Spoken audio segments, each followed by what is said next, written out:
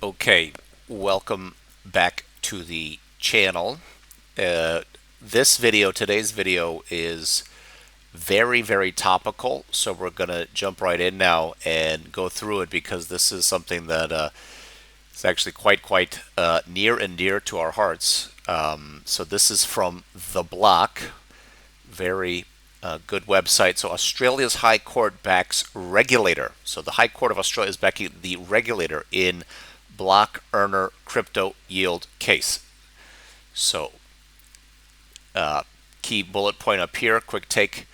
Australia's High Court unanimously ruled that block earner required an Australian financial service license, AFSL, to offer its fixed yield digital ASIC product earner. All right, here we go. So Australia's High Court delivered a unanimous 7-0 ruling siding with the Australian Securities and Investments Commission, ASIC, in its appeal over block earner's former fixed yield digital asset product, finding the offering required an Australian financial service license under existing law, AFSL. All right.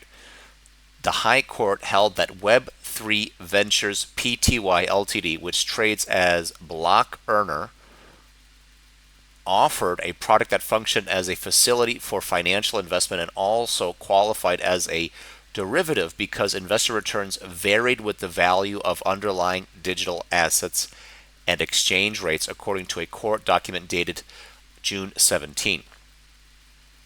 The matter will now return to the full federal court to determine ASIC's appeal on penalties arising from earlier federal court proceedings against Block Earner. Right.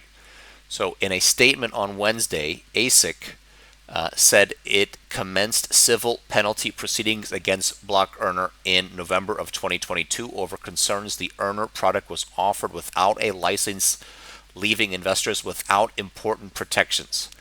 The federal court found in February of 2024 that Block Earner had operated an unregistered managed investment scheme, but subsequently relieved the company from financial penalties in June of the same year, 2024, according to the statement. So ASIC appealed for a penalty waiver the same month, prompting a cross appeal by Block Earner on July 9th of 2024. The full federal court allowed Block Earner's cross appeal and dismissed ASIC's appeal on April 22nd, 2025 last year. So the High Court overturned that decision on Wednesday. So basically, there was a back and forth on this appeal, cross appeal, and then now the Block Earner's upper hand was overturned middle of this week.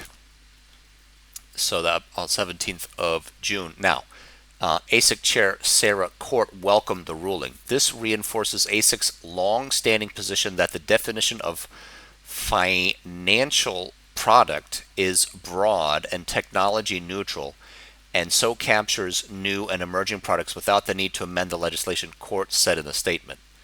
So the ASIC Chair Sarah Court welcomed the ruling. So reinforces ASIC's long-standing position that the definition of financial product is broad and technology neutral, and so captures new and emerging products without the need to amend the legislation. So there you go. Block Earner, which voluntarily closed its Earner product in November of 2022, has since shifted its business model away from yield products. The company was granted an Australian credit license in May of 2026 and has been developing a crypto-backed home loan offering. Okay. The license marked the first time a digital asset platform in Australia had been authorized to provide credit products under its own license. So this license, meaning the credit license, a crypto-backed home loan, marked the first time a digital asset platform in Australia had been authorized to provide credit products under its own license.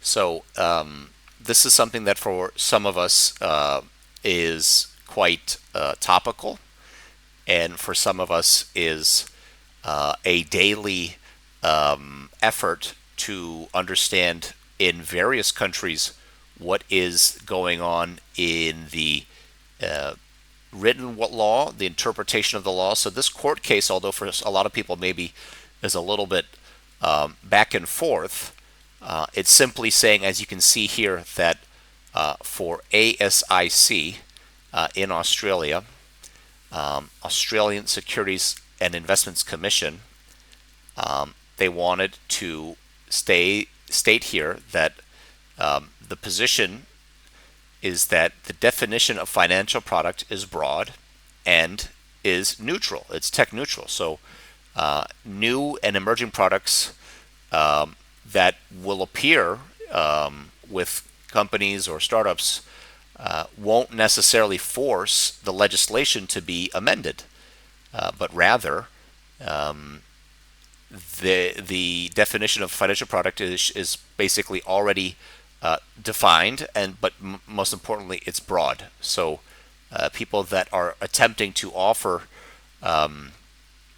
fixed yield assets or something similar, these would fall within those parameters, so would fall within the jurisdiction. So you can't make claims unless, of course, you have either a license, or you can't make those claims, and then you're not necessarily offering a product. So it has to be clear.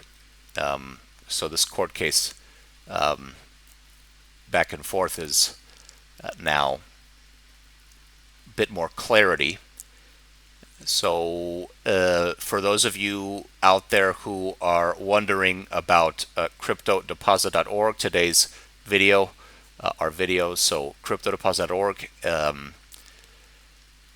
we are a team. We have been developing, as you can see here, a really exciting platform focused on fixed income, digital assets, stable coins. So there's a whole menu of options. We're focused on white labeling for B2B, asset managers, family offices, those sorts of things. So we've got a whole list of videos that you can go for tutorials and onboarding. You can email us at info@cryptodeposit.org.